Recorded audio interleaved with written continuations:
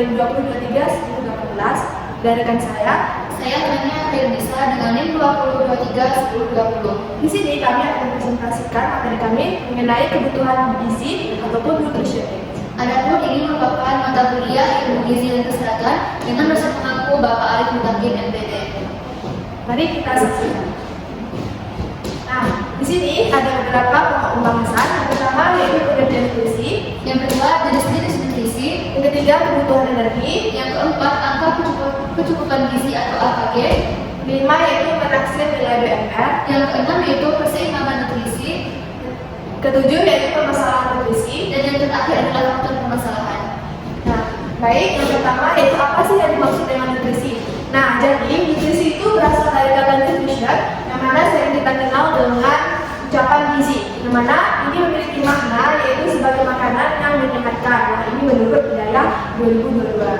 Nah, jadi kebutuhan energi ini, kebutuhan energi manusia yang diperoleh dari makanan yang dikonsumsi. Selain sumber energi, makanan juga berfungsi dalam menyediakan materi-materi yang diperlukan oleh tubuh berdasarkan kutipan dari Ahmed dan Narajo 2014. Nah, berikut merupakan jenis-jenis kebutuhan nutrisi. Nah, berikut merupakan gambar-gambar apa saja yang dibutuhkan jenis-jenis nutrisi yang kita butuhkan. Nah, nutrien adalah zat kimia organik dan anorganik yang ditemukan dalam makanan yang diperoleh untuk penggunaan fungsi tubuh. Nah, jenis-jenis nutrien yang esensial terdapat 5, yang pertama ada karbohidrat, kedua protein, yang ketiga lemak, yang keempat vitamin, dan yang kelima mineral. Nah, 5 kelompok zat tersebut berperan penting sehingga apabila tubuh manusia kekurangan zat tersebut, maka fungsi metabolismenya dapat terganggu. Itu merupakan kutipan dari Ahmed dan Narajo tahun 2014.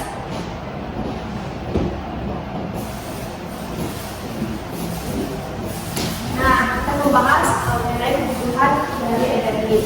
Nah, konsumsi energi ini berasal dari makanan yang diperlukan untuk menutupi pengeluaran energi seseorang yang berguna untuk mempunyai ukuran dan komposisi tubuh serta tingkat aktivitas tertentu. Asupan energi saat mempengaruhi kecukupan zat gizi bagi tubuh saat melakukan aktivitas menurut tahun 2020. Nah, pemenuhan terhadap kebutuhan energi ini telah menjadi salah satu hal yang penting dan mewujudkan ketahanan nasional. Nah, pada anak, hamil serta remaja butuh energi termasuk untuk membentukkan jaringan-jaringan baru ataupun sekresi ASI bagi ibu menyusui. Nah, ada kebutuhan energi kalau orang dewasa diperlukan untuk yaitu pertama ada metabolisme basal, yang kedua aktivitas fisik, dan yang ketiga efek dari makanan.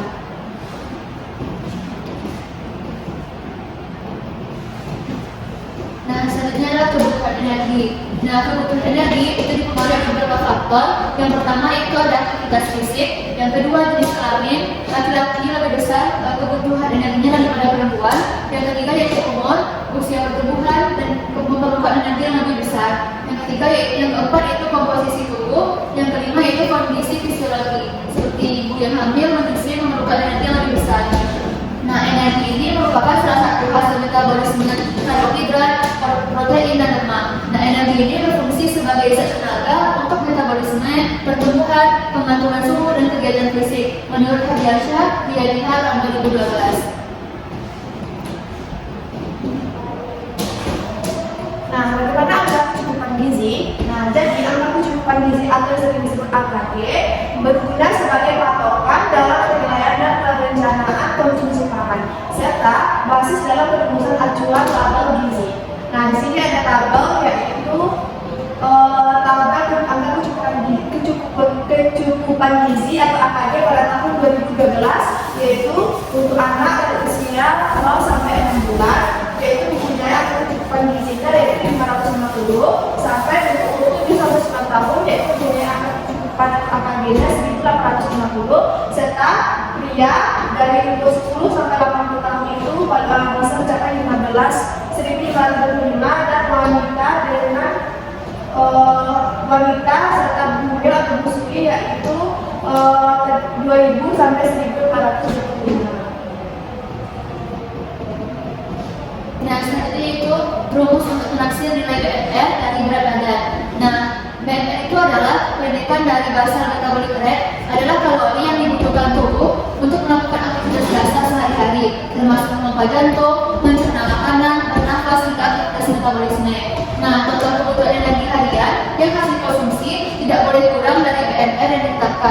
Nah, TNR bergantung terhadap parameter berat badan, tinggi badan, umur, dan jenis kelamin, serta jenis aktivitas yang dilakukan. Nah, berdasarkan tabel di samping, dapat kita lihat bahwa umur manusia dari 0 sampai 3 tahun di laki-laki pencarian BMR-nya adalah dengan 60,9 dari berat badan dikurang 64, sedangkan pada perempuan itu 61 berat badan dikurang 61 sampai pada umur 30 sampai 60 tahun, laki-laki dengan umur 11,6 dari berat badan ditambah 809, dan pada perempuan 8,7 dari berat badan ditambah dengan 829.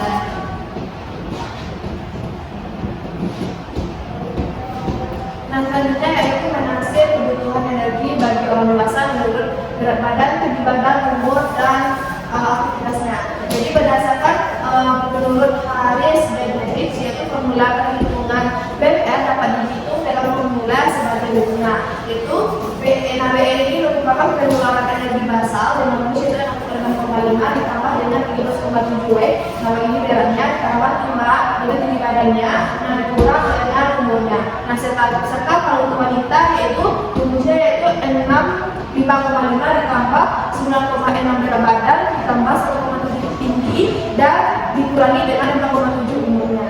Nah, jadi persamaan menurut dari Harris Benedict ini kita akan untuk menghitung BED atau pengeluaran energi basalnya guna untuk memperkirakan kebutuhan energi seseorang. Nah, jadi setelah didapatkan BED tadi energi basal tadi, nah perlu juga diperhitungkan activity factor atau HF dan injury factor. Nah, perkiraan total kebutuhan energi ini dapat dirumuskan dengan energi basal dikali dengan activity factor, nah dan dikali dengan injury factor. Nah, selanjutnya menaksir kebutuhan energi bagi orang dewasa menurut aktivitasnya. Nah, untuk jenis aktivitas atau disingkat dengan JA menjadi dapat kita bagi menjadi 3. Yang pertama aktivitas ringan, aktivitas sedang, aktivitas berat. Sehingga formulasinya dapat dituliskan sebagai berikut.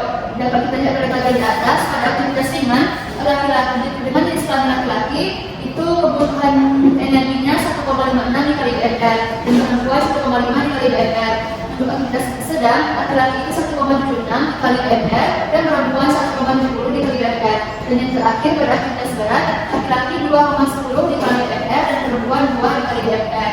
Nah, di atas tersebut atau jenis aktivitas tersebut, 30% BMR merupakan aktivitas ringan, 40% BMR merupakan aktivitas sedang, dan 50% BMR untuk aktivitas berat. Sehingga total kebutuhan harian atau TE dapat dihitung dengan formula sebagai berikut.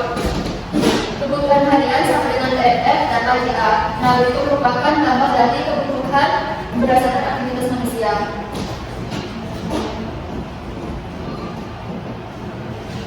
Nah, selanjutnya itu bagaimana keseimbangan energi bagi tubuh. Nah, energi ini sesuai dengan energi masuk dengan energi keluar. Nah, energi masuk ini yaitu ada makanan, minuman, dan aktivitas yang dilakukan. Sedangkan energi yang dibutuhkan yaitu kebutuhan basal, olahraga, aktivitas. Nah, jadi dapat kita simpulkan keseimbangan energi ini merupakan suatu kondisi di mana antara energi yang masuk ke dalam tubuh dengan sesuai dengan kebutuhan tubuh. Nah, energi yang masuk ke dalam tubuh dapat melalui makanan yang dikonsumsi. Adapun energi yang dibutuhkan oleh tubuh meliputi kebutuhan basal yaitu kebutuhan dasar, energi terhadap olahraga serta aktivitas. Nah, di sini ada rumus untuk mencari bagaimana positif atau energi positif atau energi negatif dari energi yang seimbang. Nah, di sini rumusnya yaitu energi dalam besar dari energi luar, maka hasilnya akan positif. Nah, sedangkan untuk energi dalam lebih kecil dari energi yang dikeluarkan, maka akan menghasilkan negatif. Nah, bagaimana cara menentukan berat badan ideal? Nah, berdasarkan berikut merupakan tabel berat badan ideal untuk wanita dan untuk laki-laki. Nah, dengan body mass index atau BMI atau indeks massa tubuh, BMI sama dengan berat badan dalam kilogram dibagi tinggi badan dikali tinggi badan dalam meter. Nah, kategori BMI kurus merupakan tidak berat, kurus tidak ringan, normal gemuk tidak ringan, gemuk tidak berat. Nah, berikut merupakan tabel berat badan ideal.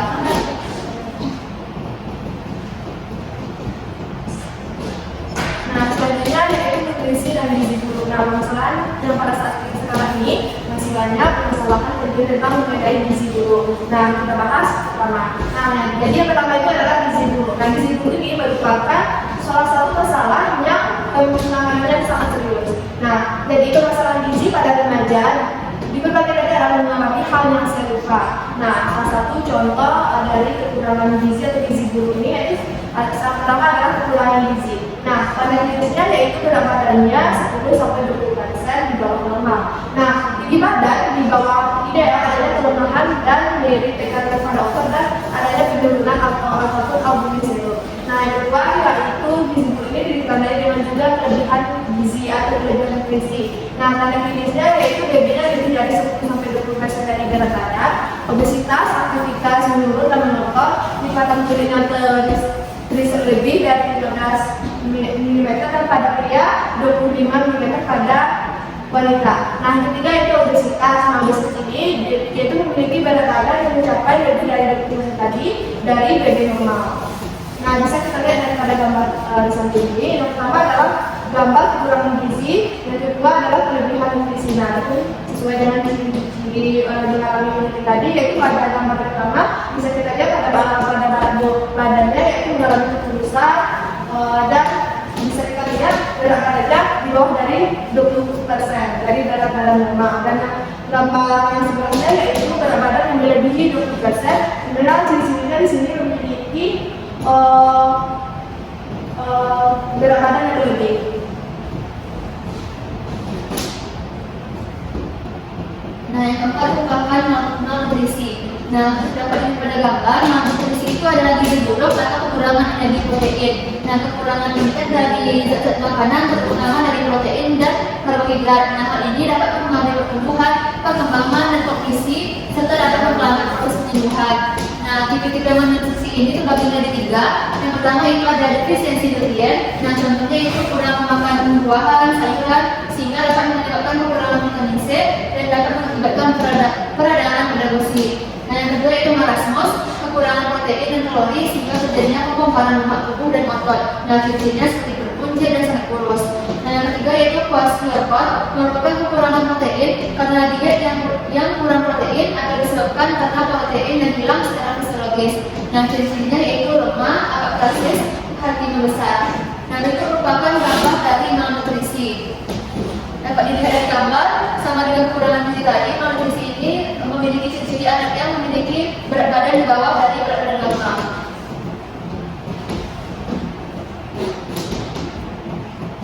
Nah, yang terakhir yaitu bagaimana faktor-faktor yang bisa mempengaruhi kebutuhan nutrisi.